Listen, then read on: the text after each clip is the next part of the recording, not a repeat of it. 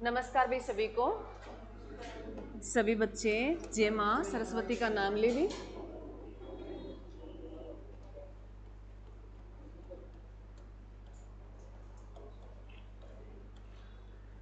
क्या पढ़ रहे हैं हम? इकोनॉमिक्स।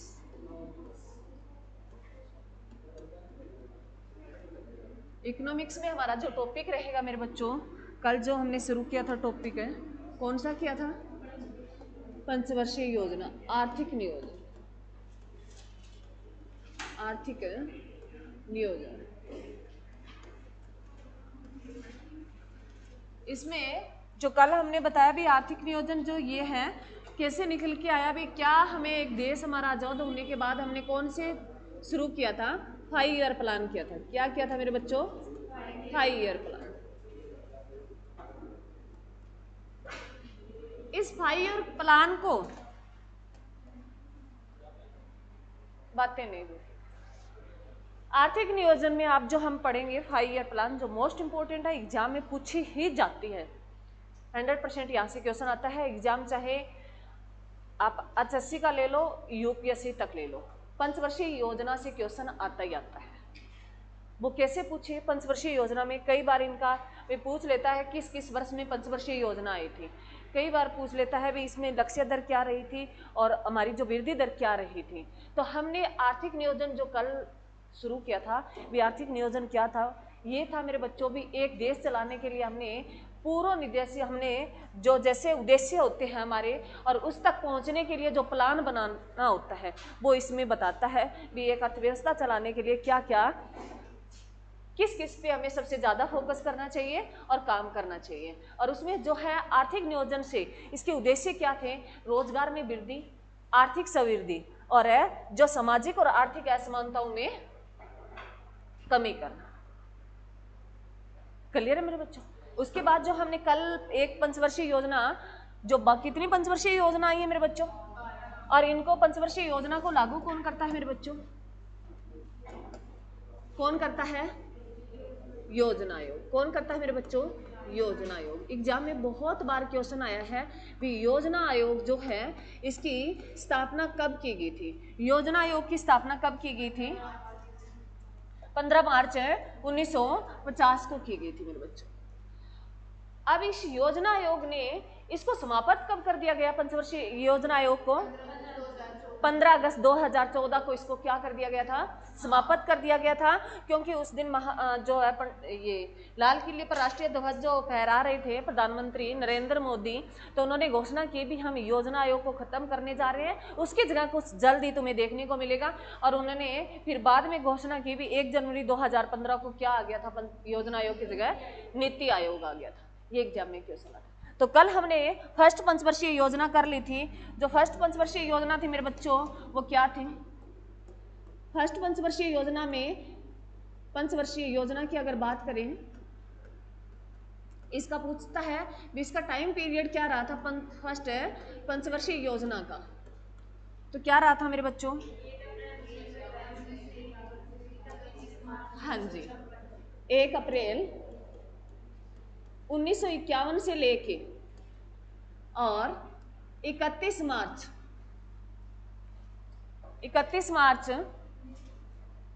1956 तक, 56 तक इसका टाइम पीरियड रहा। तो एग्जाम में पूछता है फर्स्ट पंचवर्षीय योजना जो कब लागू हुई थी? ये 51 से 56 तक रही थी। और ये पंचवर्षीय योजना है, एक योजना जो उसका कितने साल डिसाइड किए हैं? 5 साल तक रहती है। कितने साल है? 5 साल। और फर्स्ट जो पंचवर्षीय योजना थी इसमें सबसे ज्यादा जो फोकस किया गया था वो किस पे किया गया था मेरे बच्चों? किस पे किया गया था? कृषि पे किया गया था। किस पे किया गया? कृषि पे किया गया। और इस कृषि को बढ़ावा देने के लिए जो है इसी पंचवर्षीय योजना में 3 बांध निर्माण हुए। कौन कौन से? भाखड़ा बांध, दामोदर बांध और हीराकुंड बांध। और जो मैंने आपको बता दिया था अभी किस किस नदी पर, जो भाखड़ा बांध है वो सतलुज नदी पे था और हीराकुंड बांध था वो महानदी पर था और दामोदर बांध जो था वो दामोदर नदी पे था। क्लियर मेरे बच्चों? इसकी लक्ष्य दर जो रखी थी वो 2.6 रखी थी और इसकी प्राप्ति हमने जो की थी 3.6 की थी। क्लियर है? तो ये सक्सेसफुल रही थी। क्लियर मेरे बच्चों। इसके बाद सेकंड पंचवर्षीय योजना, कल ये तो लिख ही लिया था सभी ने। चलो सेकंड पंचवर्षीय योजना। सेकंड पंचवर्षीय योजना मेरे बच्चों, इसका टाइम पीरियड रहा जो 56 से शुरू हुई मेरे बच्चों, ये 1 अप्रैल 56 से शुरू होती है और कब तक चलती है मेरे बच्चों, 5 साल के, ये 61 तक चलेगी। 56 से 61 तक चलेगी सेकंड पंचवर्षीय योजना, जो 1 अप्रैल से शुरू हुई 1956 में और 31 मार्च 1961 तक चलेगी। क्लियर है? अरे क्लियर है? सेकंड पंचवर्षीय योजना में इसका उद्देश्य था, इसका उद्देश्य जो था मेरे बच्चों क्या था, सबसे ज्यादा जो फोकस किया गया किस पर मेरे बच्चों, उद्योगों पर। सबसे ज्यादा जो फोकस किया गया था वो किस पे किया गया था, उद्योगों पर किया गया था। और इसकी लक्ष्य दर क्या निर्धारित की गई थी मेरे बच्चों, इसकी जो लक्ष्य दर निर्धारित की गई थी वो 4.5 की गई, सही है भी 4.5 की गई थी। और जो लक्ष्य दर जो हमें प्राप्ति हुई वो कितने की हुई थी मेरे बच्चों, वो 4.1 की हुई थी। जो प्राप्ति जो दर हमें प्राप्त हुई वो कितनी हुई थी मेरे बच्चों, 4.3 हुई थी क्या। चलो बस तुम्हें इतना ध्यान रखना, यहां तुमसे दर नहीं पूछेगा, ये दरें नहीं पूछता। जो इकोनॉमिक्स अगर मान लो सब्जेक्ट पीजीटी वगैरह करते हैं तो उनमें थोड़ा वगैरह ये दरें वगैरह पूछ लेता है, परंतु तुमसे ये पूछेगा भी ये योजना सफल रही थी या नहीं रही थी। तो फर्स्ट और सेकंड जो योजना रही थी वो सफल योजना ही रही थी। तो इसमें सबसे ज्यादा जो फोकस किया गया, इसका मॉडल जो तैयार किया था मेरे बच्चों, सेकंड पंचवर्षीय योजना का जो मॉडल तैयार किया था वो किसने तैयार किया था मेरे बच्चों, पीसी महालनोबिस ने किया था। मॉडल जो इसका तैयार किया था वो किसने किया था, पीसी महालनोबिस ने किया था। पीसी महालनोबिस ने किया था मेरे बच्चों।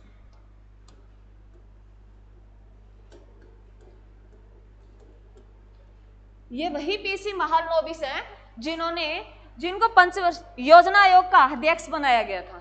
फर्स्ट है योजना आयोग का जो है ये ढांचा तैयार करने वाला, पीसी महालनोबिस ने योजना आयोग का क्या किया था मेरे बच्चों, पूरा ढांचा तैयार किया था भी कैसे कैसे योजना आएगी, उस पर कैसे कैसे तुम्हें काम करना है।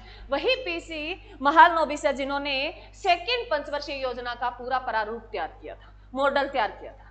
जो सबसे ज्यादा किस पे फोकस किया गया, उद्योगों पर किया गया। और पीसी महालनोबिस का संबंध कहां से है मेरे बच्चों, कोलकाता से है। और इसी पीसी महालनोबिस की जो जयंती है हम कौन से डे में मनाते हैं, राष्ट्रीय सांख्यिकी दिवस, जो कौन सी तारीख होती है मेरे बच्चों, 29 जून को। मैंने तुम्हें पीछे लिखवा दिया, परंतु जो बच्चे बार बार लिखोगे तुम्हारी क्लियरिटी आती जाएगी।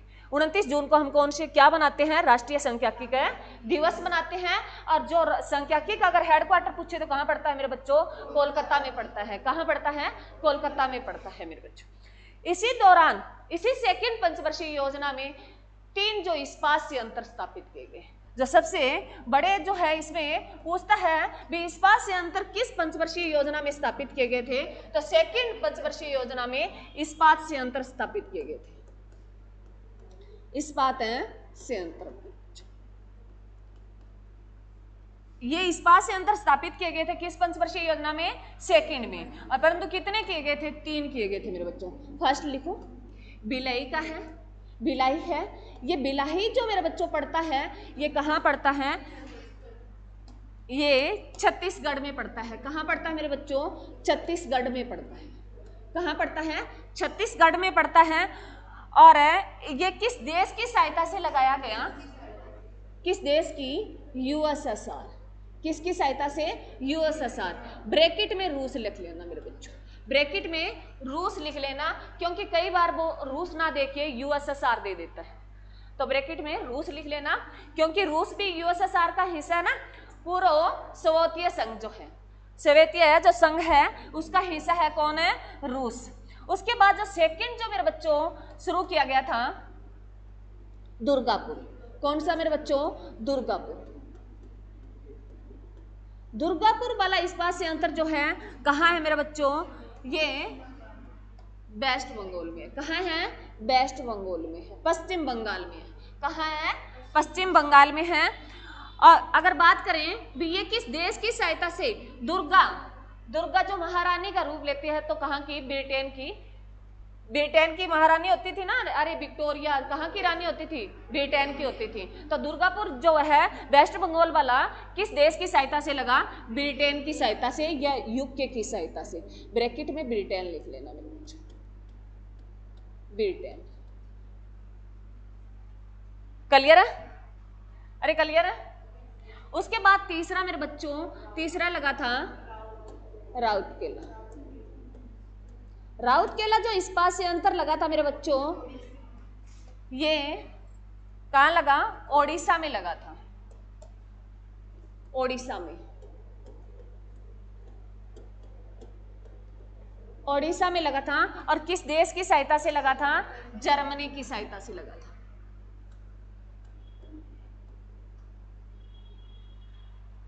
मोस्ट इंपॉर्टेंट है, बहुत बार एग्जाम में पूछा गया है, चाहे एनटीपीसी का हो, चाहे वो एसएससी का हो, चाहे वो एचएससी का हो, कोई भी एग्जाम हो, यहां से क्वेश्चन पूछता ही पूछता है। ये इस्पात संयंत्र हजारों बार क्वेश्चन पूछे गए हैं। इनके क्या आते हैं मेरे बच्चों? तुम्हें एक साइड जो है ये कहाँ इस्पात संयंत्र स्थापित किए गए, एक साइड दे देगा भी किस किस राज्य में स्थापित किए गए, वो दे देगा, मिलान करो। या पूछ लेगा इनमें से कौन सा नहीं है, गलत कौन सा है, अलग राज्य देगा। या उसका पूछ लेगा, एक साइड तुम्हें ये इस्पात संयंत्र दे देगा और एक साइड जो देशों के नाम दे देगा और पूछ लेगा भी किस देश की सहायता से यहाँ इस्पात संयंत्र लगाए गए थे। क्लियर है मेरे बच्चों? अरे क्लियर है? चलो, जैसे मेरे बच्चों हर रोज की तरह हम पढ़ते हैं, भी बताओ रूस की राजधानी क्या है मेरे बच्चों? मॉस्को। रूस की राजधानी क्या है? मॉस्को। और यूके की राजधानी क्या है मेरे बच्चों? क्या है? लंदन। क्या है? लंदन। और जर्मनी की राजधानी क्या है? बर्लिन। क्या है मेरे बच्चों? बर्लिन। क्लियर है मेरे बच्चों? यहां से 100% स्टार लगा लो, यहां से क्वेश्चन पूछता है। उसके बाद जो है ये थर्ड जो सेकेंड पंचवर्षीय योजना थी, ये किस मॉडल पर आधारित थी? पीसी महालनोबिस। सबसे ज्यादा फोकस किस पे किया गया? उद्योगों पर किया गया। सबसे ज्यादा फोकस किस पे किया गया? उद्योगों पर। और इसकी जो है लक्ष्य दर क्या रखी थी? 4.5 रखी थी। और प्राप्ति कितनी हुई? 4.1। क्लियर है? और जो इसमें इस्पात संयंत्र स्थापित किए गए, कितने इस्पात संयंत्र स्थापित किए गए थे? 3 किए गए थे। कितने किए गए थे मेरे बच्चों? 3 किए गए थे। और जो है ये जो अलग अलग देशों की सहायता से यहां से क्वेश्चन पूछता है, और राजधानियां याद रखना। अब नेक्स्ट मेरे बच्चों थर्ड पंचवर्षीय योजना लिखो। थर्ड पंचवर्षीय योजना,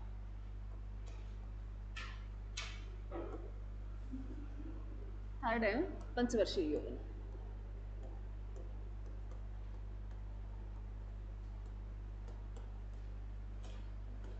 थर्ड पंचवर्षीय योजना का टाइम पीरियड रहा मेरे बच्चों, जो 61 में समाप्त हो रही है क्या? सेकेंड, हाँ 1961 से शुरू होता है इसका और 1966 तक चलता है। कब तक चलेगा? 66 तक चलेगा। इसका जो मॉडल था मेरे बच्चों क्या था? सुखमेव चक्रवर्ती मॉडल था। थर्ड पंचवर्षीय योजना जो आधारित थी वो किस मॉडल पर आधारित थी? सुखमेव चक्रवर्ती मॉडल पर आधारित थी मेरे बच्चों। कौन सा मॉडल है? सुखमेव चक्रवर्ती। सुखमेव चक्रवर्ती मॉडल पर आधारित थी। परंतु हमेशा 2 ही योजनाओं के पूछे जाते हैं मेरे बच्चों, फर्स्ट और सेकंड का ही पूछा जाता है, थर्ड का नहीं पूछा जाता। बस 2 ही ऐसी योजना है जिनका मॉडल पूछता है भी किस मॉडल पर आधारित थी। फर्स्ट कौन सी पे? हेरेडोमर मॉडल। सेकंड कौन सी? PC model. और थर्ड कौन सा? सुखमेव चक्रवर्ती मॉडल। इसकी लक्ष्य दर क्या रखी मेरे बच्चों? और इसमें सबसे ज्यादा, चलो इसका पहले उद्देश्य लिखो। इसका उद्देश्य क्या था मेरे बच्चों? इसका उद्देश्य क्या था? आत्मनिर्भरता के साथ, आत्मनिर्भरता के साथ क्या था मेरे बच्चों? आत्मनिर्भरता के साथ स्थायित्व विकास करना, आत्मनिर्भरता के साथ है स्थायित्व विकास करना था।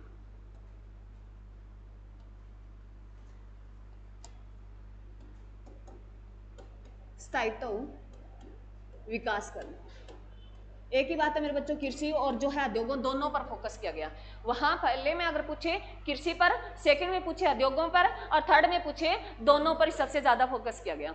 भी सबसे ज्यादा जो आत्मनिर्भर पर दबाव डाला, भी अपने देश को आत्मनिर्भर बनाया जाए। आत्मनिर्भर क्या होता है? जो ऑलमोस्टली बाहर से हम चीजें बनाते हैं, बाहर से मंगवाते हैं, वो चीजें हम खुद बनाना सीख जाएं। जैसे हम घर कहते हैं ना, बाहर से कोई चीज ऑर्डर करें, तो आत्मनिर्भर बनना होता है वो सीखना, हमारे देश में डेवलप करना वो चीजें धीरे धीरे। मतलब आत्मनिर्भर बनना होता है अपने पैरों पर खड़ा होना। क्लियर है? अरे क्लियर है? तो इसकी लक्ष्य दर क्या थी मेरे बच्चों? इसकी लक्ष्य दर जो थी वो क्या थी मेरे बच्चों? 5.6 थी, 5.6 थी। और जो इसकी लक्ष्य दर जो प्राप्ति की वो मेरे बच्चों 2.8 की थी, इसकी आधी की थी। प्राप्ति दर जो रही थी वो कितनी रही थी मेरे बच्चों? वो इसकी आधी रह गई थी, 2.8 रह गई थी। 56 का आधा 28 ही होता होगा, ऐसे याद कर लेना। इसकी आधी रह गई थी। जो लक्ष्य दर हमने रखी वो कितनी रखी थी? 5.6 रखी, और जो प्राप्ति की थी वो कितने की थी? 2.8 की थी। क्लियर है? क्लियर है? इसका रीजन क्या रहा? ये सबसे असफल योजना मानी जाती है। अगर पूछे विफाई और प्लान में सबसे असफल योजना कौन सी रही थी मेरे बच्चों? थर्ड योजना रही थी। अगर तुमसे पूछे सबसे असफल योजना कौन सी रही थी, तो कौन सी रही थी मेरे बच्चों? थर्ड योजना रही थी। कौन सी रही? थर्ड योजना रही थी। ये एग्जाम में क्वेश्चन बहुत बार आया है। सबसे पंचवर्षीय योजना में सबसे असफल योजना कौन सी रही थी? थर्ड पंचवर्षीय योजना रही थी। क्लियर है? क्यों रहे? इसके रीजन है मेरे बच्चों। इसके 3 कारण थे। कारण लिखो पहले, क्यों ये असफल रही थी, असफलता के कारण लिखो। इसके कारण, असफल होने के कारण 3 थे। एक था मेरे बच्चों भारत चीन युद्ध। पहला जो था वो क्या था? भारत चीन युद्ध। भारत चीन युद्ध कब हुआ मेरे बच्चों? ये 1962 में हुआ था। कब हुआ था? 1962 में हुआ था।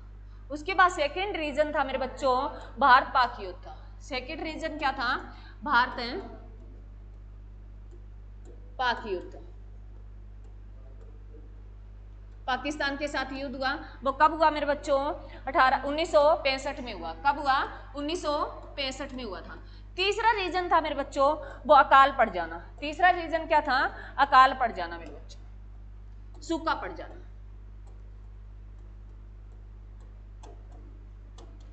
सूखा पड़ जाना, अकाल पड़ गया था, सूखा पड़ गया था, कुछ भी लिख लो, सूखा पड़ गया या अकाल पड़ गया, एक ही बात है। तो ये 3 रीजन रहे थे। पूछ सकता है अभी थर्ड जो पंचवर्षीय योजना थी असफल होने के उसके कितने कारण थे? 3 कारण थे। कौन कौन से? भारत चीन युद्ध जो कब हुआ मेरे बच्चों? 1962 में हुआ। और सेकेंड रीजन भारत पाक युद्ध जो कब हुआ? 1965 में हुआ। और तीसरा रीजन था मेरे बच्चों सूखा पड़ गया, भी अकाल पड़ गया था हमारे देश में, फसलें नहीं हुई। तो हमारी आर्थिक स्थिति थी वो कैसी हो गई थी मेरे बच्चों? निर्दयनीय हो गई थी, दयनीय स्थिति हो गई थी। हमारे पास एक देश चलाने के लिए बहुत सारी चीजें चाहिए, पैसे भी चाहिए, और जनता जो है उनकी मानसिक स्थिति है वो भी अच्छी होनी चाहिए। तो अकाल पड़ गया तो लोग वैसे भी खाने को तरस रहे थे, तो ये ऐसी सिचुएशन बन गई। तो हमारे प्रधानमंत्री ने कहा भी हम पंचवर्षीय योजना से एक बार ब्रेक ले लेते हैं, थोड़ा सा अवकाश, टाइम छुट्टी कर देते हैं। पंचवर्षीय योजना की क्या कर देते हैं? नॉर्मल भाषा में छुट्टी कर देते हैं। छुट्टी को अवकाश बोलते होंगे, अवकाश कर देते हैं। तो उन्होंने 3 वर्ष के लिए क्या लिया? अवकाश ले लिया। उन्होंने एक साल के लिए छोटे छोटे काम किए, मतलब 1 साल के लिए योजना बनाई, उस पर काम किया उन्होंने कहा 5 वर्ष के लिए एजेंडा तैयार करना है तो उसके लिए क्या चाहिए? पैसे चाहिए होंगे। वो पैसे सरकार के पास थे नहीं, तो उन्होंने कहा क्या कर देते हैं, एक बार पंचवर्षीय योजना की छुट्टी कर देते हैं। तो अगर इसमें क्वेश्चन आता है मेरे बच्चों, पहला योजना अवकाश कब आया, पहला योजना अवकाश है जो कब हुआ था मेरे बच्चों, वो लिखो फर्स्ट योजना अवकाश, फर्स्ट योजना अवकाश जो कब था मेरे बच्चों, 66 से लेके 69 तक रहा था। कब रहा मेरे बच्चों, ये 1966 से लेके 69 तक रहा था, 3 वर्ष तक रहा था। पहला योजना अवकाश बहुत बार एग्जाम में आता है भी, पंचवर्षीय योजना में फर्स्ट योजना अवकाश है जो कब लगा मेरे बच्चों, ये 66 में लगा और कब तक रहा, 69 तक रहा। कब तक रहा, 69 तक रहा मेरे बच्चों।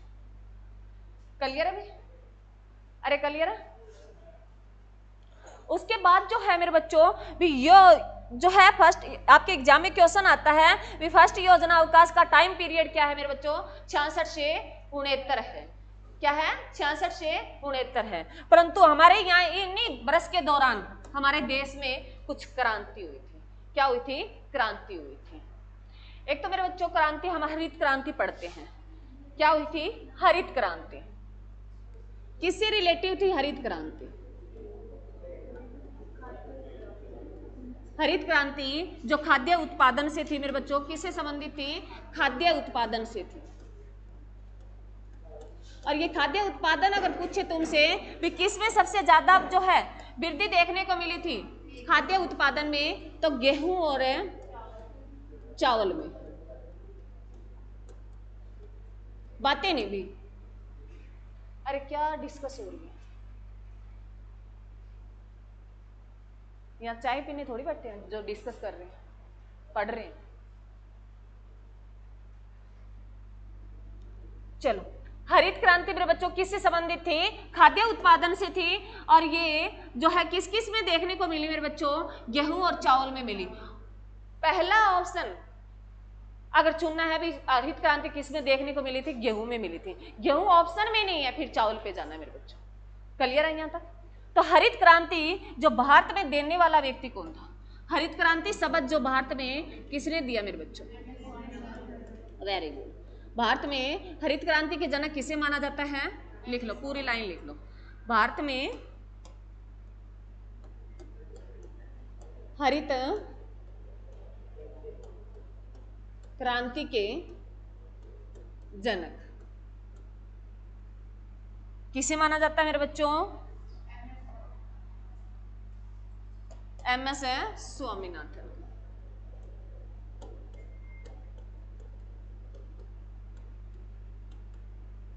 एमएस स्वामीनाथन को किसका जनक माना जाता है, हरित क्रांति का जनक माना जाता है। अब पूछ ले भी हरित क्रांति आई कब थी, कब आई थी मेरे बच्चों, हरित क्रांति पूछी कब आई, 1966-67 में आई थी। ठीक है, 66-67 में आई थी। हरित क्रांति कब आई थी, 1966-67 में आई थी। और हरित क्रांति का भारत में जनक किसे माना जाता है, एमएस स्वामीनाथन को माना जाता है। हाल ही में एमएस स्वामीनाथन को कौन सा पुरस्कार मिला था, अगर पूछ ले तुम्हें, एमएस स्वामीनाथन की मृत्यु हुई है मेरे बच्चों 23 सितंबर है 2023 को हुई है, 28 सितंबर, सॉरी 23 नहीं है, 28 सितंबर है 2023 को किसकी मृत्यु हो गई है मेरे बच्चों, एमएस स्वामीनाथन की मृत्यु हो गई है। 28 सितंबर है, 28 सितंबर है 2023 को स्वामीनाथन की क्या हो गई मेरे बच्चों, मृत्यु हो गई। और इसको जो भारत रत्न मिला है, भारत का जो सर्वोच्च पुरस्कार होता है मेरे बच्चों, क्या होता है, भारत रत्न होता है।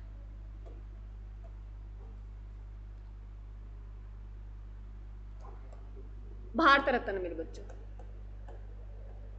भारत रत्न है, भारत का क्या है मेरे बच्चों, सर्वोच्च पुरस्कार है, सर्वोच्च पुरस्कार है। ये जो मिला है 2024 में भारत रत्न, 5 व्यक्तियों को मिला है मेरे बच्चों। कितने व्यक्तियों को मिला है? 5 व्यक्तियों को मिला है।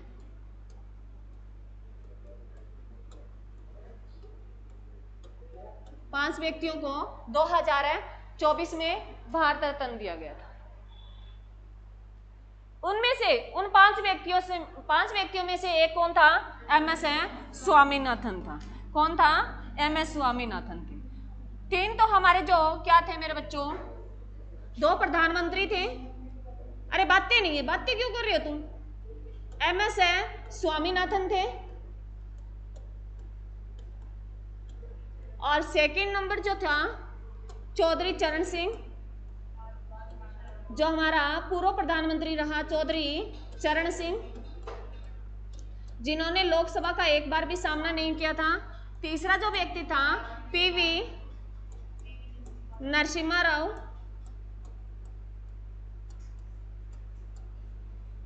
और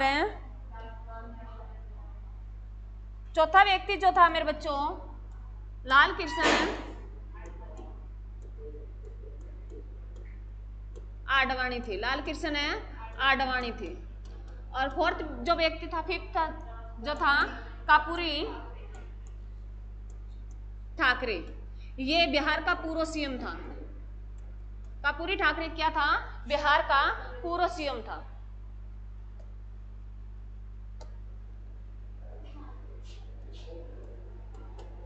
बिहार का पूर्व CM था।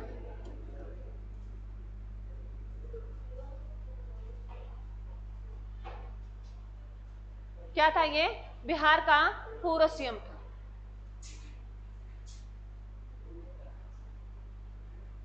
अब मैं दोबारा रिपीट करिए मेरे बच्चों, ध्यान से सुना, सुन लो। जिनको अच्छी तरीके से आता है ठीक है, नहीं आता वो लिख लेना। 2024 में 5 व्यक्तियों को क्या दिया गया? भारत रत्न दिया गया। उनमें से एक जो थे हमारे हरित क्रांति के जनक है MS स्वामीनाथन थे। कौन थे? MS स्वामीनाथन थे। उसके बाद जो दिया गया चौधरी चरण सिंह।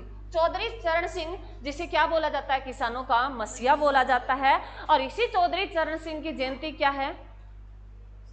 कब मनाते हैं बताओ? किसान दिवस कब मनाते हैं?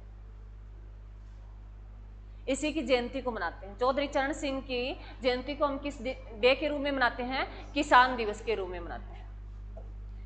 बहुत सारी बातें हैं मेरे बच्चों, मैंने बहुत सारी स्किप कर दी ताकि मैं ये जल्दी करा सकूं। चौधरी चरण सिंह की लिख लो। अरे तुम 23 दिसंबर को हम कौन सी मनाते हैं? अरे मेरे बच्चों 23 दिसंबर को हम किसान दिवस मनाते हैं। 23 दिसंबर को हम क्या मनाते हैं? किसान दिवस मनाते हैं। और वो यही चौधरी चरण सिंह है जिसकी जयंती को मनाते हैं। यही वो चौधरी चरण सिंह है जिन्होंने किस विश्वविद्यालय की स्थापना की थी? ACU विश्वविद्यालय की स्थापना की थी, जो एकमात्र जो सबसे बड़ा एग्रीकल्चर यूनिवर्सिटी है, जो कहाँ पड़ती है? हिसार में पड़ती है, जिसकी स्थापना कब की थी? 2 फरवरी 1970 को की थी। क्लियर है? इसी के नाम पर है। अब ACU उसको बोला जाता है। क्लियर मेरे बच्चों? अरे क्लियर है? उसके बाद है मेरे बच्चों जो नेक्स्ट मैंने लिखा है प्रधानमंत्री नरसिम्हा राव। ये दोनों प्रधानमंत्री रहे हैं, भारत के पूर्व प्रधानमंत्री रहे हैं। ये क्या रहे हैं? भारत के पूर्व प्रधानमंत्री रहे हैं। नरसिम्हा राव वही हैं जिन्होंने 1991 में क्या किया था मेरे बच्चों? जो LPG आई थी उसमें सबसे ज्यादा जो योगदान रहा था मनमोहन सिंह के साथ, वो किसका रहा था? नरसिम्हा राव का रहा था। और यही वो नरसिम्हा राव है जिन्होंने बैंकिंग पद्धति में सबसे ज्यादा सुधार किए थे। नरसिम्हा राव ने सबसे ज्यादा सुधार किसमें किए थे? बैंकिंग जो दरें थी उसमें सबसे ज्यादा जो सुधार किया वो किसने किया मेरे बच्चों? नरसिम्हा राव ने किया। तो एग्जाम में आता है जो बैंकिंग सुधार कमेटी जो है, समिति जो बनाई गई थी, वो किसके नेतृत्व में बनाई गई थी? नरसिम्हा राव। बैंकिंग सुधार समिति किसने बनाई थी? नरसिम्हा राव ने बनाई थी। और इन्होंने बैंकिंग सुधार में क्या किया था मेरे बच्चों? इन्होंने जो हम पढ़ते हैं RR और RRR, बैंकिंग सुधार में जो RR पढ़ते हैं हम, रेपो रेट पढ़ते हैं और रिवर्स रेपो रेट पढ़ते हैं। ये RR और RRR का जो कंसेप्ट दिया था वो किसने दिया था? नरसिम्हा राव ने दिया था। ये हम आगे समझेंगे जब बैंक करेंगे। अब तुम्हें इतना ही ध्यान रखना है भी डबल आर क्या है, रेपो रेट है, और ट्रिपल आर क्या है, रिवर्स है रेपो रेट है। क्लियर है मेरे बच्चों? ये कंसेप्ट देने वाले कौन थे? नरसिम्हा राव थे। कौन थे? नरसिम्हा राव थे। उसके बाद है भी लाल कृष्ण आडवाणी है, ये तुम्हें पता है भाजपा का जो बुजुर्ग व्यक्ति अभी यही है, जो बेचारा सोच रहा था मैं प्रधानमंत्री बनूं या राष्ट्रपति बनूं, कुछ भी नहीं बना। उसके बाद जो है ये कर्पूरी ठाकरे को मिला था, क्योंकि ये क्या रहा था, बिहार का पूर्व सीएम था। कर्पूरी ठाकरे क्या था? बिहार का पूर्व सीएम था। क्लियर है मेरे बच्चों? अरे क्लियर है? चलो उसके बाद सुनो, यहां यही लिख लो, भारत रत्न मैंने पहले नहीं पढ़ाया ना तुम्हें, तो एक बार छोटी सी इसके बारे में एक बात और है मेरे बच्चों को, लिख लो भी भारत रत्न की शुरुआत भारत में कब हुई थी? भारत रत्न की शुरुआत भारत में कब हुई थी? 1954 में इसकी शुरुआत हुई थी मेरे बच्चों। भारत रत्न की शुरुआत कब हुई थी? 1954 में हुई थी। और 1954 में जो भारत रत्न दिया गया था वो कितने व्यक्तियों को दिया गया था? 3 व्यक्तियों को दिया गया था। कितने व्यक्तियों को दिया गया था? 3 व्यक्तियों को दिया गया था। 3 व्यक्तियों में कौन था? एक है, कौन था अभी बताओ? एक सीवी रमन थे, लिख लो, एक है सीवी रमन थे, सीवी रमन थे, वैज्ञानिक थे। एक है राजगोपालाचार्य थे। एक कौन थे? राजगोपालाचार्य थे। ये राजगोपालाचार्य कौन थे? राजगोपालाचार्य जो थे वो क्या थे? भारत के पहले गवर्नर और भारत के पहले वायसराय। दोनों ऑप्शन दोनों दे सकता, वो चाहे वायसराय पूछे, भारत के पहले भारतीय पूछे, याद रखना क्वेश्चन में पूछेगा पहला भारतीय गवर्नर कौन था, तो कौन था? राजगोपालाचार्य था। अगर पहला वायसराय पूछ ले भारतीय तो कौन था? राजगोपालाचार्य था। एक और कौन था मेरे बच्चों इसके साथ? Very good way. और दूसरा तीसरा व्यक्ति जो था वो डॉक्टर राधा कृष्णन, सर्वपल्ली राधा कृष्णन। राधा कृष्णन लिख लो, छोटा यहाँ थोड़ी जगह ना, राधा कृष्णन लिख लो, जिसके जन्मदिन को हम कौन सा डे मनाते हैं? टीचर्स डे मनाते हैं, जो आने वाला है 5 सितंबर को। 5 तारीख जो है 5 सितंबर को कौन सा डे मनाते हैं? टीचर्स डे मनाते हैं, वो इसी की जयंती को मनाते हैं। क्लियर है? याद है मेरे बच्चों? ये 3 पूछता है, स्टार्टिंग वाला पूछता है और वर्तमान में किसको दिया वही बात पूछता है तुमसे। क्लियर है? तो भारत का सर्वोच्च पुरस्कार कौन सा है? भारत रत्न है। कौन सा है? भारत रत्न है। और सेकंड पूछे तो सेकंड कौन सा है मेरे बच्चों? पद्म विभूषण है। लिख लो, लिखो मेरे बच्चों, सेकंड अगर पूछे भारत का सर्वोच्च पुरस्कार लिखो। फर्स्ट कौन सा? भारत रत्न। मैं लिख देती हूं दोबारा, फर्स्ट है भारत रत्न। भारत के सर्वोच्च पुरस्कार लिख लो, साथ लिख लो। सेकंड कौन सा है मेरे बच्चों? ये फर्स्ट है, सेकंड कौन सा है? पद्म विभूषण। और थर्ड कौन सा है? पद्म भूषण। और फोर्थ कौन सा है? पद्मश्री।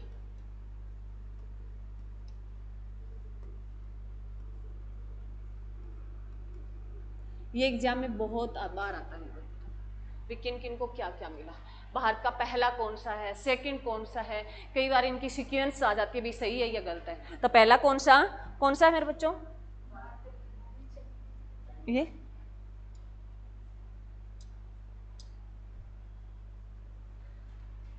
पहला कौन सा? भारत रत्न। सर्वोच्च पुरस्कार में पहला कौन सा? भारत रत्न, जो 1954 को शुरुआत हुई थी। सेकंड कौन सा? पद्म विभूषण। और थर्ड कौन सा? पद्म भूषण। और फोर्थ कौन सा? पद्मश्री। क्लियर मेरे बच्चों? अरे क्लियर है? क्या पढ़ रहे थे हम? क्या पढ़ रहे थे? भूल गए? फर्स्ट है योजना अवकाश। क्या पढ़ रहे थे मेरे बच्चों? फर्स्ट योजना अवकाश। उसमें जो किसकी शुरुआत हुई थी मेरे बच्चों? हरित क्रांति की शुरुआत हुई, वहां से हम लगे थे। तो इसके साथ एक लाइन और नोट कर लो भी, अगर तुम्हें यहां तो मैंने लिखा दिया भी भारत में हरित क्रांति के जनक किसे बोला जाता है? हम में से स्वामीनाथन को बोला जाता है। अगर विश्व में पूछ लिया हरित क्रांति का विश्व में हरित क्रांति का जनक जो है किसे कहा जाता है मेरे बच्चों? नॉर्मन बोरलॉग को। बहुत बार एग्जाम में आया है। किसको कहा जाता है? नॉर्मन बोरलॉग को बोला जाता है। क्लियर है? अरे क्लियर है? चलो, इसी के साथ एक 1969 में एक घटना और घटती है अभी, जो बहुत बार एग्जाम में आती है। 1969 में क्या हुआ था मेरे बच्चों? बहुत बार एग्जाम में पूछा गया है भी 1969 में कितने बैंकों का राष्ट्रीयकरण कर दिया गया था मेरे बच्चों? 14 बैंकों का। 14 बैंकों का राष्ट्रीयकरण कर दिया गया था मेरे बच्चों। राष्ट्रीयकरण कर दिया गया था। 14 बैंकों का राष्ट्रीयकरण कब किया गया मेरे बच्चों? 1969 में किया गया था। और ये राष्ट्रीयकरण क्या बल्ला है मेरे बच्चों? राष्ट्रीयकरण होता है मेरे बच्चों, मैंने तुम्हें बताया भी, हमने जैसे हम पढ़ रहे थे भी हमारे देश की अर्थव्यवस्था कैसी है, मिश्रित है। पहले हमने सबसे ज्यादा फोकस किया था वो समाजवाद भी किया था, धीरे धीरे फिर हम पूंजीवाद की तरफ झुकाव होने लगे हमारा। तो इसमें क्या था, इंदिरा गांधी की सबसे बड़ी भूल ये थी, इंदिरा गांधी की एक इमरजेंसी लगा देना और एक ये बैंकों का राष्ट्रीयकरण कर देना। क्योंकि इंदिरा गांधी ने 2 बार बैंकों का राष्ट्रीयकरण किया गया है। एक बार आगे कब करेगी वो? 1980 में करेगी। कब करेगी? 1980 में कितने बैंकों का करेगी मेरे बच्चों? 6 बैंकों का राष्ट्रीयकरण करेगी। 6 बैंकों का राष्ट्रीयकरण करेगी। ये कितने बैंकों का राष्ट्रीयकरण हो गया? 20 बैंकों का। कितने बैंकों का हो गया? 20 बैंकों का। क्या है मैं बता देती हूँ राष्ट्रीयकरण क्या होता है। मैंने जब तुम्हें मैं पढ़ा रही थी, मान लो तो हमारे देश की नीति थी भी, जब कोई, चाहे कोई उद्योग हो चाहे कोई बैंक हो, अच्छा मुनाफा ले रहा हो, उन्होंने कहा मान लो अगर 100 रुपए से आप ज्यादा मुनाफा ले रहे हो, चाहे बैंक हो या उद्योगपति हो, भी उनको कहा भी कोई फैक्ट्री या कोई भी उद्योग कोई बैंक लगा रखा है तो हमारी एक टारगेट था भी, उन्होंने एक सीमा डिसाइड कर रखी थी भी, इससे ज्यादा कोई बेनिफिट कमाता है ना उसको सरकार के अंडर ले लो। वो सरकारी कहलाने लग जाता था। क्या कहलाने लग जाता था? सरकारी। और सरकारी तंत्र में चाहे वो कुछ भी हो, कोई काम हो, सरकारी तंत्र में एक बार आ गया तो काम नहीं करना। क्या नहीं करना? काम नहीं करना। आपने देखा होगा प्राइवेट स्कूल और गवर्नमेंट स्कूलों के हालात क्या होते हैं। प्राइवेट स्कूलों में टीचरों को सैलरी कम दी जाती है और बिल्डिंग होती है वो बहुत अच्छी होती है। और गवर्नमेंट स्कूल में बिल्डिंग कैसी होती है? सबसे रद्दी होती है और टीचरों को सैलरी दी जाती है वो सबसे हाई दी जाती है ना। वो सरकारी तंत्र है। वैसे ही था भी, उद्योग जो बेनिफिट कमा रहा था वो उद्योग, क्योंकि बेनिफिट कौन कमाता है? उद्योगपति कमाता है। अरे वो जितना हम कमा रहे हैं हमारे अंडर आ रहा है ना। सरकार ने कहा भी अगर तुम्हारा राष्ट्रीयकरण हो जाता है, अगर तुम मान लो 100 रुपए कमा रहे हो तो उसमें से 51 रुपए हमें देने होंगे। अब भाई 100 बड़ी मुश्किल से कमाए जाते हैं, 51 रुपए सरकार ले ले तो उसके पास कितने बचे? 49 बचे। तो वो क्यों काम करेगा? बेनिफिट के लिए क्यों भागेगा वो? तो इस धीरे धीरे वो फिर बैंकों ने काम करना छोड़ दिया था। और यही हालात क्या रहे मेरे बच्चों? 1991 में जाके जो है वित्तीय संकट पैदा कर देता है। उसके बाद इनमें छूट दी गई थी। तो बैंकों को जितना तभी कहा है, कई बार आप सोचते हो, कई बार आपने सुना हो, जैसे मतलब इलेक्शन का टाइम आता है तो चर्चाओं में बहुत आता है भी प्रधानमंत्री ने फलानी चीज बेच दी, अब तो सारा कुछ जो है निजीकरण करने जा रहे हैं। निजीकरण क्या होता है मेरे बच्चों? प्राइवेट हाथों में सौंप देना। प्राइवेट हाथों में इसलिए सौंपा जाता है क्योंकि वो चीजें जो है सरकारी तंत्र में आ गई, वो उसका नुकसान हो रहा है, उससे पूरी भरपाई नहीं कर रही, जितना उसको देना चाहिए उतनी वो आय नहीं दे पा रही, तो मजबूरी में, क्योंकि उसके खर्चे पूरी नहीं हो रहे, इसलिए उसको निजीकरण में डालना पड़ता है मेरे बच्चों। कोई भी चीज हो, तभी आपने सुना होगा धीरे धीरे ऐसे आ रहा है भी आने वाले टाइम में जो स्कूल है गवर्नमेंट स्कूल वो भी प्राइवेट कर दिए जाएंगे। क्योंकि प्राइवेट स्कूलों में क्या होता है मेरे बच्चों? जो प्राइवेट जो है वो क्या सोचता है? लोगों का खून सोचता है और लोग वहां काम करते हैं। गवर्नमेंट में चले जाए ना, काम नहीं करते। तो ये ध्यान रखना भी, राष्ट्रीयकरण क्या होता है? सरकारी तंत्र में आ जाना। उसका 51% हिस्सेदारी किसकी बन जाती है? सरकार की बन जाती है। क्लियर है? तो ये हुआ था मेरे बच्चों। क्लियर है? एग्जाम में सिंपल पूछता है भी, जो 14 बैंकों का राष्ट्रीयकरण कब किया गया, 8 बैंकों का कब किया गया और किसके शासन में किया गया? प्रधानमंत्री कौन थी? दोनों के टाइम में प्रधानमंत्री कौन थी? इंदिरा गांधी थी। लिख सकते हो। चलो, उसके बाद है मेरे बच्चों जो है 4th है 5 ईयर प्लान। देखो 4th है पंचवर्षीय योजना।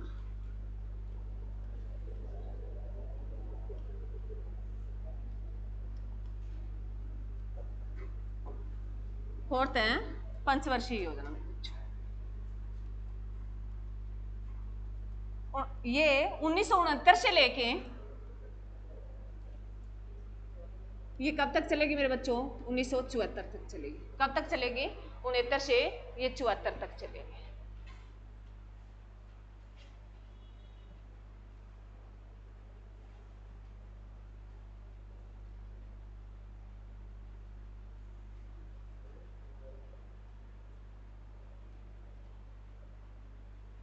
क्लियर है भाई?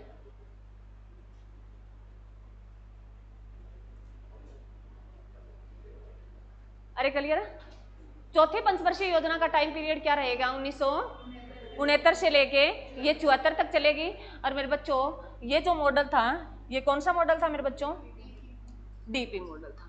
फोर्थ जो पंचवर्षीय योजना जो थी वो कौन से मॉडल पर थी? मॉडल लिख लो,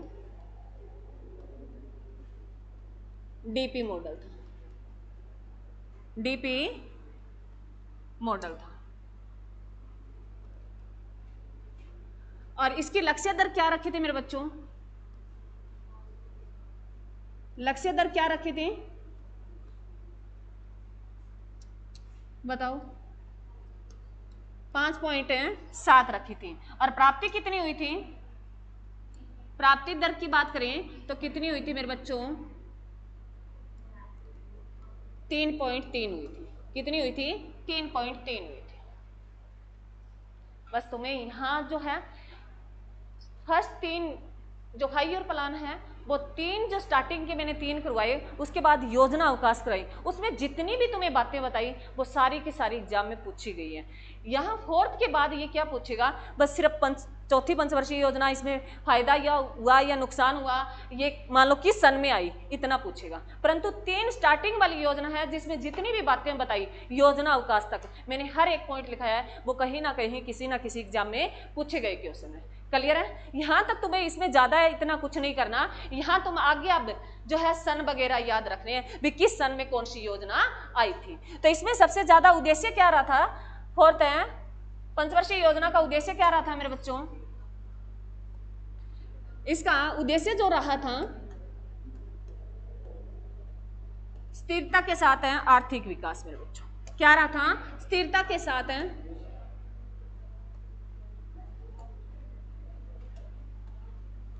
स्थिरता के साथ है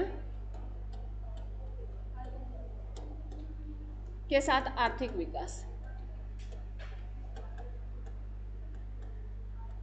स्थिरता के साथ आर्थिक विकास या आत्मनिर्भर बनना, कोई बात नहीं, ये वही सेम बात है। विकास करना स्थिरता के साथ वही थे भी कृषि और उद्योग पर फोकस करना। बस सिर्फ तुम्हें फर्स्ट और सेकंड का ही पूछेगा भी फर्स्ट पर जो ये योजना थी उसमें सबसे ज्यादा फोकस किस पे किया गया? कृषि पर किया गया था। और सेकंड में किस में किया गया था? उद्योगों पर किया गया था। थर्ड उसके बाद यही पूछेगा सबसे ज्यादा इन दोनों पर किया गया था भी आर्थिक विकास को बढ़ावा देना। मेन मकसद क्या था पंचवर्षीय योजना को? आर्थिक विकास को बढ़ावा देना, आर्थिक समृद्धि में वृद्धि करना, रोजगार के अवसरों को बढ़ाना, आर्थिक और सामाजिक असमानताओं को कम करना, यही इनका मेन उद्देश्य था। क्लियर है मेरे बच्चों? ये योजनाएं ये कब आई मेरे बच्चों? 69 से 74 तक। 69 से 74 तक बीच में क्या होता है मेरे बच्चों? श्वेत क्रांति आ जाती है बीच में। जो है कब आती है श्वेत क्रांति? 1970 में क्या आती है मेरे बच्चों? श्वेत क्रांति आती है। श्वेत क्रांति किससे संबंधित है मेरे बच्चों? दुग्ध उत्पादन से।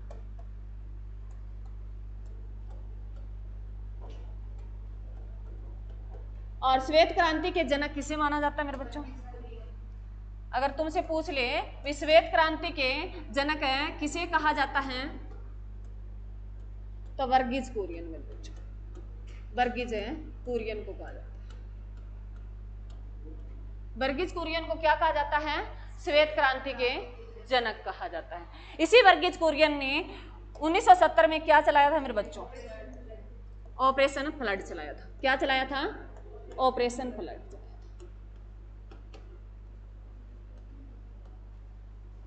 पूछता है भी ऑपरेशन फ्लड का जो संबंध है वो किस क्रांति से है मेरे बच्चों? किस क्रांति से है? श्वेत क्रांति से।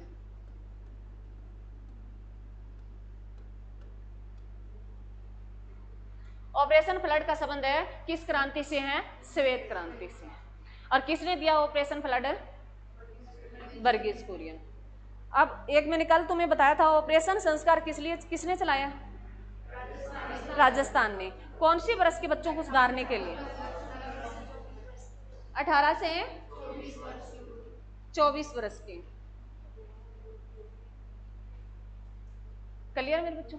इसी में मैंने एक सन और लिखा है 1974। 1974 को क्या घटना घटी थी मेरे बच्चों?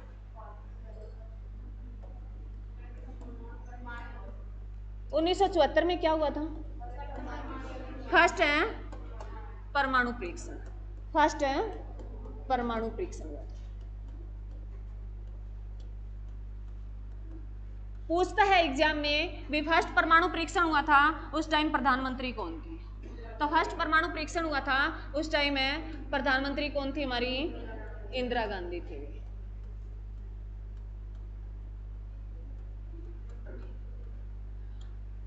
और ये फर्स्ट है परमाणु परीक्षण हुआ था, कहाँ हुआ था मेरे बच्चों? राजस्थान के पोखरण में हुआ था। राजस्थान के पोखरण में हुआ था। और किसके नेतृत्व में किया गया था? वैज्ञानिक कौन था? डॉक्टर है, अगर नेतृत्व पूछे, डॉक्टर हैं एपीजे अब्दुल कलाम।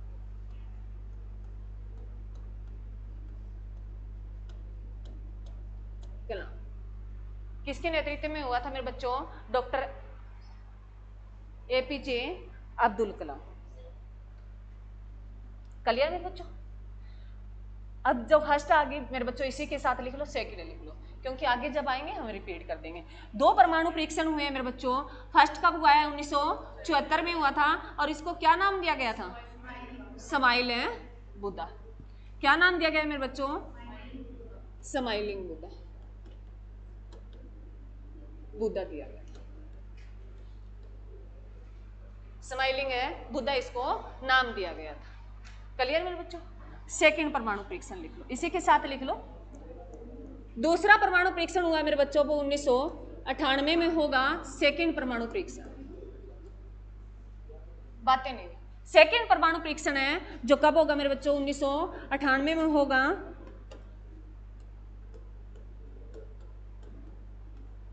और ये भी कहाँ हुआ था मेरे बच्चों?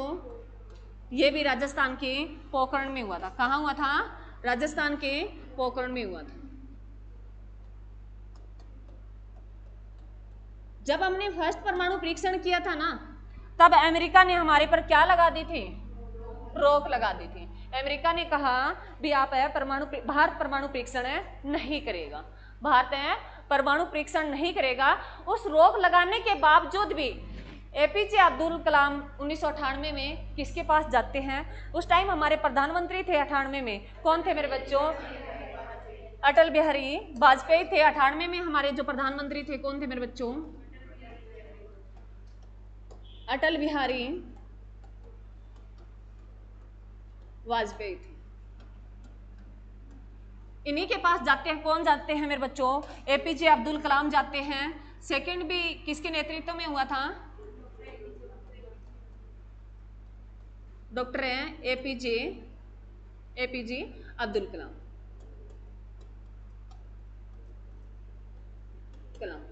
ये जाते हैं आडवाणी के पास। ये आडवाणी क्या, बीजेपी के वाजपेयी के पास। वाजपेयी को कहते हैं भी हमें सेकंड परमाणु परीक्षण करना है।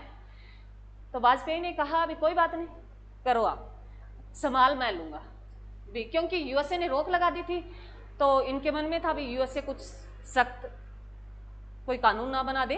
तो उन्होंने कहा भी हमें करना है। तो कहते हैं बहुत सारे जो प्याज होते हैं ना वो लाए गए वहाँ, उसकी बदबू बहुत होती है और उसका धमाका भी बहुत दूर तक सुनाई देता है भी परमाणु परीक्षण करते हैं।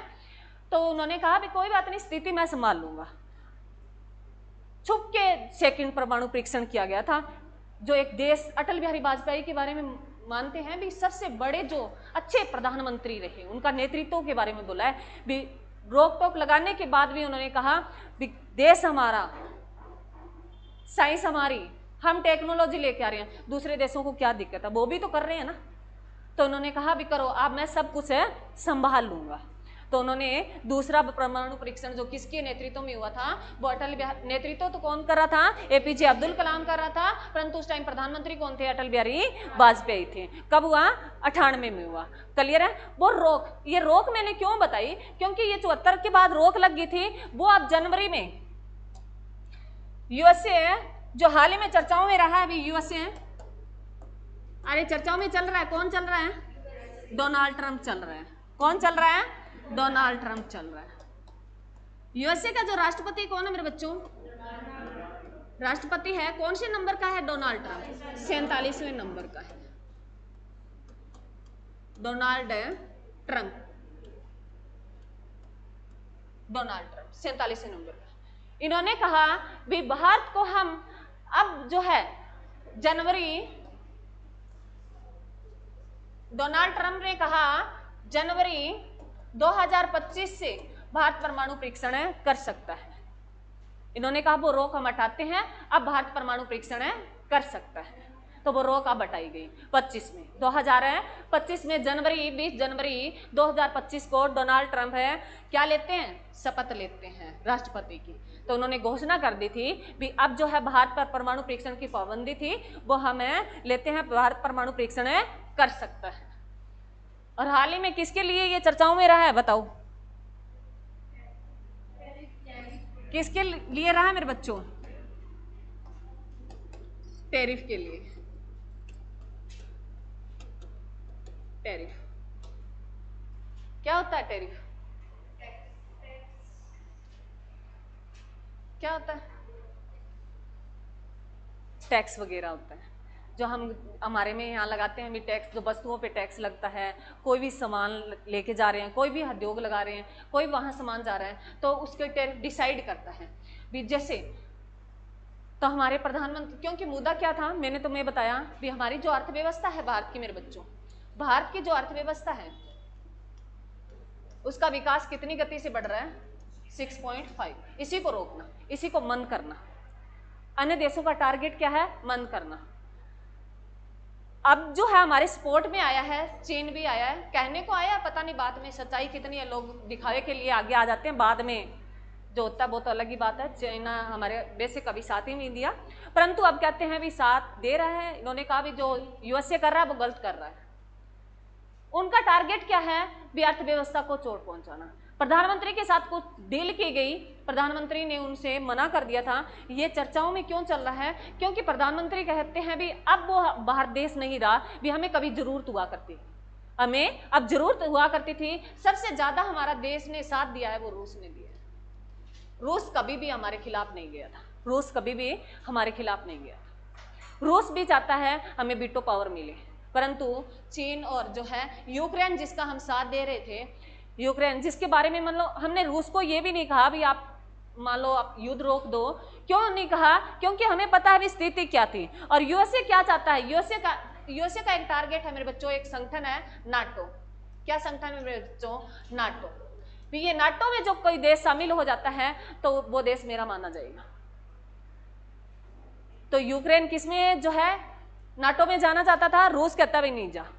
आपने, मैंने एक दिन आपको दो भाइयों की बात बताई कि छोटा भाई होता है, बड़ा भाई उसको पाल पोस के बड़ा करता है, उसको सारी सुविधाएं देता है, उसके बाद वो अपनी मन मर्जी करता है तो बड़े भाई को कहीं ना कहीं दर्द होता है, उसके लिए वो कुछ हद तक कदम उठाता है। बाद में जो मानते हैं वो ना मानने वो अलग बात है। क्लियर है। अरे तुम्हें याद रखना है भी टैरिफ जो है कितना लगाया यूएसए ने, याद इतना तो कर ही लो, कितना लगाया है, 50%। 25 अब कौन सी तारीख को, अगस्त को शुरू हो गया, 27 अगस्त से 25% शुरू हो गया, 25 पहले शुरू कर दिया गया था, तो पूरा 50% उन्होंने टैरिफ लगाया है। यूएसए ने कितना टैरिफ लगाया है, 50% लगाया है। क्लियर मेरे बच्चों, अरे क्लियर है, आवाज नहीं आ रही। टैरिफ इनका आगे करेंगे मेरे बच्चों, यहाँ करने लगे ना तो फिर चैप्टर भी अलग हो जाएगा। चलो उसके बाद देखो मेरे बच्चों 5 पंचवर्षीय योजना, जो 5वीं पंचवर्षीय योजना लिखो मेरे बच्चों, 5 तो कर ही लेते हैं ना। 5th है 5 ईयर प्लान।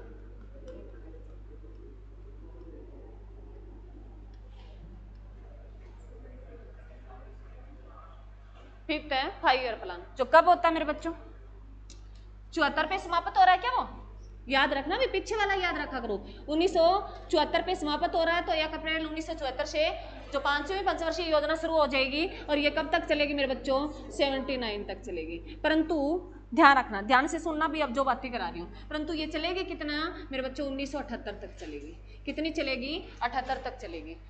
मैंने कहा भाई पंचवर्षीय योजना का टाइम पीरियड क्या होता है मेरे बच्चों, 5 साल का होता है। कितना होता है, 5 साल का होता है। चलनी तो चाहिए ये 79 तक ना, अरे 74 में 5 प्लस करेंगे तो 79 ही आएगा ना, परंतु ये चली कब तक, 78 तक चली।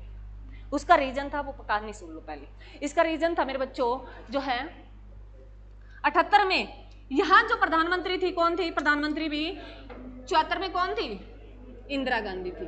प्रधानमंत्री कौन थी, इंदिरा गांधी थी मेरे बच्चों।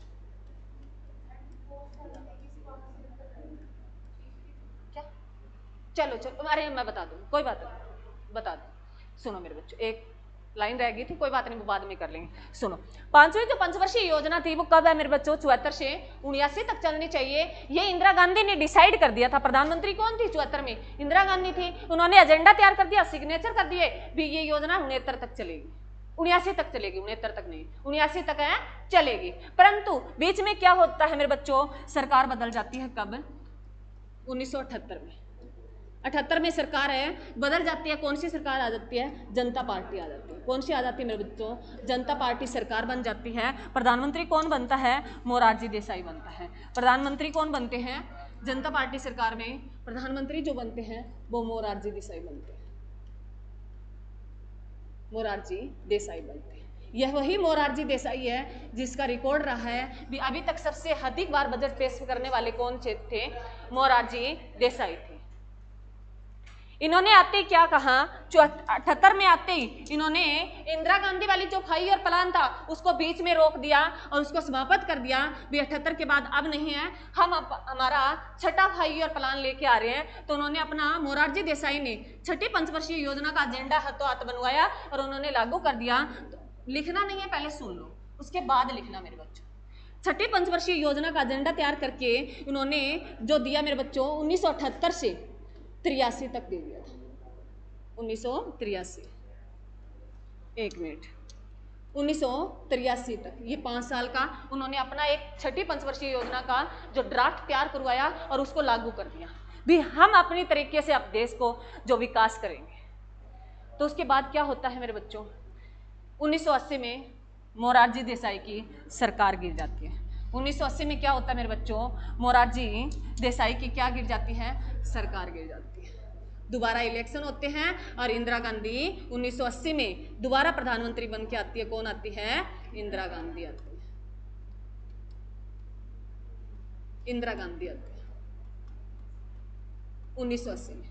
इंदिरा गांधी ने आते ही कहा, इन्होंने मेरी जो है पंचवर्षीय योजना को बीच में रोक दिया, मैं इनकी योजना को बीच में रोक देती हूँ। तो इस योजना को समाप्त कर दिया उन्होंने, बीच में ही कर दिया। अब मेरे बच्चों कौन से 2 वर्ष जो है खराब हो गए थे, वो कौन से हो गए थे खराब मेरे बच्चों, 1978 से 80 के 2 वर्ष जो हैं ऐसे ही चले गए। तो योजना क्या रही, योजना आती रही और जाती रही। तो योजना कैसे गोल गोल घूमती रही, योजना कैसे करती रही, गोल गोल घूमती रही। तो इसी वर्ष को जो है हमें 78 और 19 है जो 80 तक रहा, इसको हम क्या बोलते हैं, रोलिंग प्लान बोलते हैं। क्या बोलते हैं इन 2 वर्ष को मेरे बच्चों,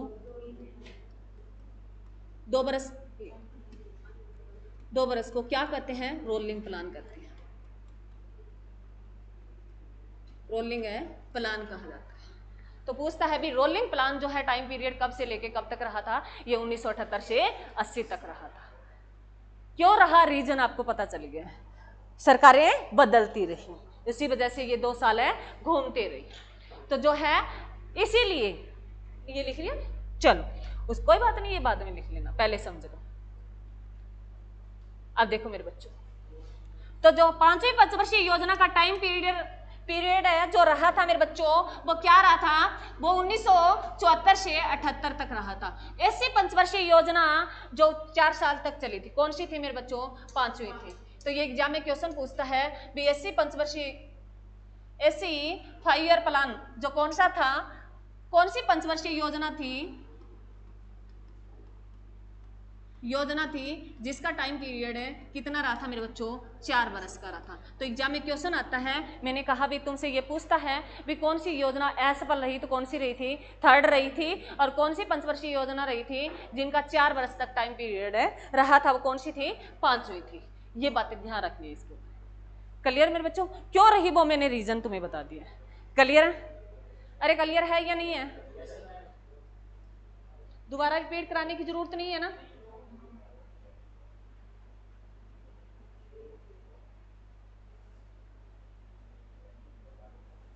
लिखो मेरे बच्चों, इसकी लक्ष्य दर वगैरह तो लिख लो, क्या पता पूछ ले। 5वीं पंचवर्षीय योजना समझ में आई ना। चलो इसकी लक्ष्य दर वगैरह लिख लेते हैं थोड़ा सा। ये तो रटाफिकेशन वाली चीजें होती है, समझने वाली चीज तो मैंने तुम्हें समझा दी। 5वीं पंचवर्षीय योजना,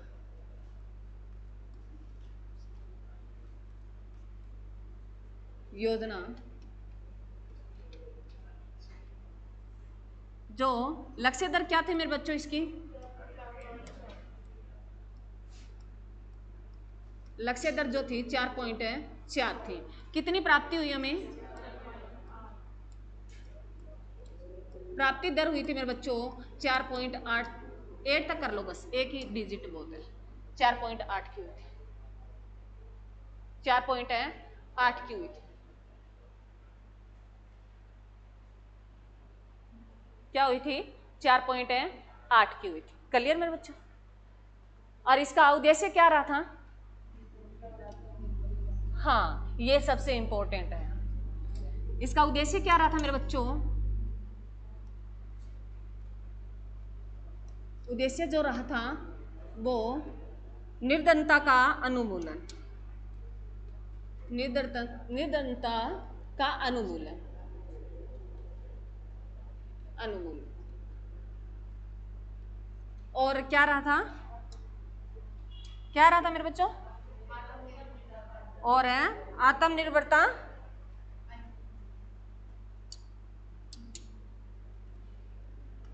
और आत्मनिर्भरता का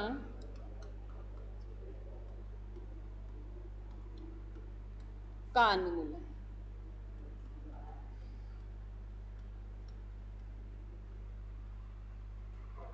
ये इसका उद्देश्य रखा। इसमें एक क्वेश्चन और आता है मेरे बच्चों, बाहर छोड़ो, बाहर छोड़ो नहीं, गरीबी हटाओ का नारा भी पूछता है, भी गरीबी हटाओ का नारा किस पंचवर्षीय योजना में दिया गया था, तो कौन सी थी मेरे बच्चों, 5वीं थी। ये एग्जाम में क्वेश्चन आता है, गरीबी, गरीबी हटाओ का नारा, नारा कौन सी पंचवर्षीय योजना में दिया गया था, तो 5वीं पंचवर्षीय योजना थी। और देने वाली कौन थी, इंदिरा गांधी थी, प्रधानमंत्री, पूर्व प्रधानमंत्री इंदिरा गांधी थी। क्लियर मेरे बच्चों, अरे क्लियर है, कौन थी, पूर्व प्रधानमंत्री इंदिरा गांधी थी।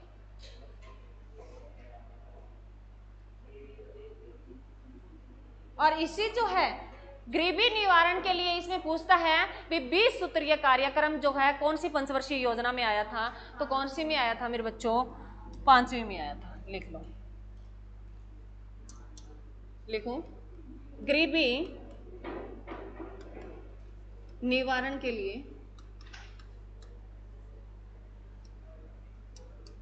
20 सूत्रीय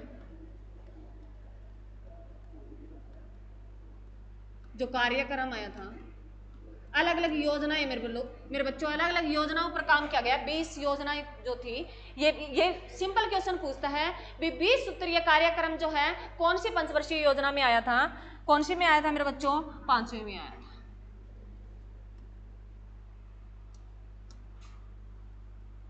5वीं में आया था। जो 20 सूत्रीय कार्यक्रम जो है सबसे ज्यादा इन्होंने किस पे काम किया, गरीबी हटाओ पे, गरीबी कम करो पे, सबसे ज्यादा फोकस इसका किस पे था, गरीबी कम करना। तो ये सिंपल क्वेश्चन ऐसे पूछा जाता है मेरे बच्चों।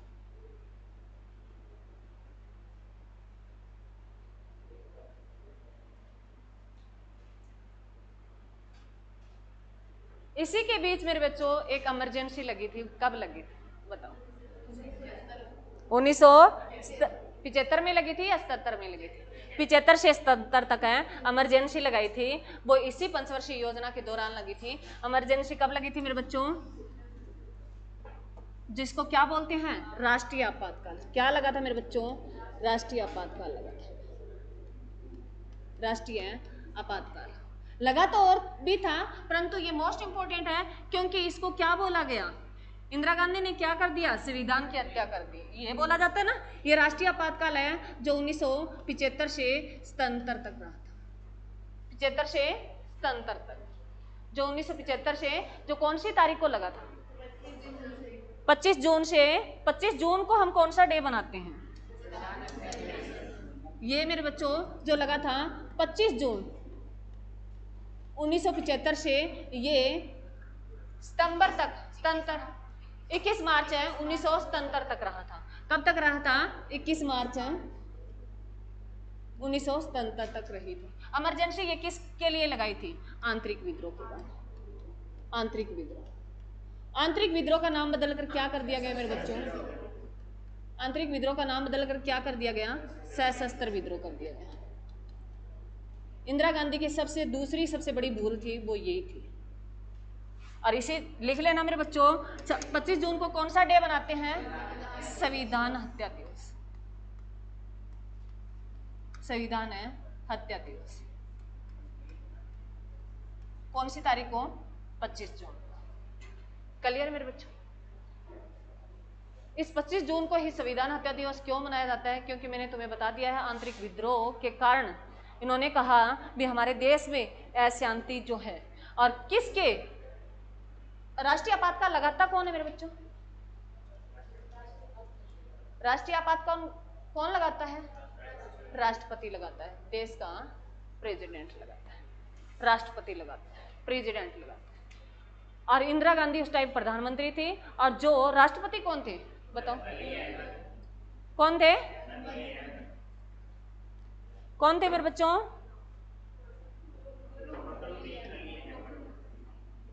फखरुद्दीन मोहम्मद थे। कौन थे? फखरुद्दीन। अगर राष्ट्रपति की बात करें मेरे बच्चों, राष्ट्रपति लिख लो, पूछता है राष्ट्रपति फखरुद्दीन मोहम्मद थे। मोहम्मद थे, फखरुद्दीन मोहम्मद थे। फखरुद्दीन मोहम्मद ये सेकंड नंबर के मुस्लिम राष्ट्रपति थे। सेकंड नंबर के क्या थे? मुस्लिम राष्ट्रपति थे। और सेकंड नंबर के ही ये क्या थे? पद पर रहते जिनकी क्या हो गई थी? मृत्यु हो गई थी। 2 मुस्लिम आए। पहला मुस्लिम राष्ट्रपति कौन आया? जाकिर हुसैन। पहला अगर पूछे भी भारत का पहला राष्ट्रपति बनने वाला मुस्लिम जाकिर हुसैन था। सेकंड कौन था? फखरुद्दीन मोहम्मद था। और सेकंड ये पूछ ले भी, सेकंड जो है जिस राष्ट्रपति के पद पर रहते हुए मृत्यु हो गई थी वो यही था। भी कौन था? फखरुद्दीन मोहम्मद। सेकंड प्रेसिडेंट है जिनकी कार्यकाल के दौरान मृत्यु हो जाती है। कार्यकाल के दौरान क्या हो जाती है? कार्यकाल के दौरान क्या हो जाती है मेरे बच्चों? मृत्यु हो जाती है। ये लिख लेना बेटा, तो याद रखना, 2 मुस्लिम राष्ट्रपति आए, दोनों के ही कार्यकाल के दौरान क्या हो गई थी? मृत्यु हो गई थी। परंतु यहाँ याद रखने वाली बात है मेरे बच्चों भी, जो है राष्ट्रीय आपातकाल है जो ये 75 से 77 तक लगा था, उसमें लगाया किसने था? राष्ट्रपति कौन था उस टाइम? फखरुद्दीन मोहम्मद था। और प्रधानमंत्री कौन थी? इंदिरा गांधी थी। ये इंदिरा गांधी की सबसे बड़ी भूल बताई गई। क्लियर है? और इसका जो है सशस्त्र विद्रोह कौन से संविधान संशोधन के तहत इसका नाम बदला गया है मेरे बच्चों? अब कब लगा? सुनो, तुम्हें ये कैसे निकालना है। 2 संविधान संशोधन अब पढ़ते हैं, 42वां संविधान संशोधन और 44वां, जो मोस्ट इंपोर्टेंट होते हैं। अब तुम्हें कंफ्यूजिंग होती है मेरे बच्चों, 42वां था या 44वां था? तो 42वां कब होता है मेरे बच्चों? 76 में होता है। और 44वां कब होता है? 78 में होता है। जब 42वां लगा था उस टाइम तो ये चल ही रहा था ना, बाद में इसके ऊपर ऑब्जेक्शन लगे थे, बाद में बहस हुई थी जो लोकसभा में, बाद में इसको बदला गया। तो ये कौन से 44वें संविधान संशोधन के तहत है इसको बदला। जो 44वां संविधान संशोधन कब होता है मेरे बच्चों? 1978 को होता है। तो ये ध्यान रखना, इसका नाम बदलकर क्या कर दिया गया था, सशस्त्र विद्रोह कर दिया गया था। क्लियर अभी? Thank you.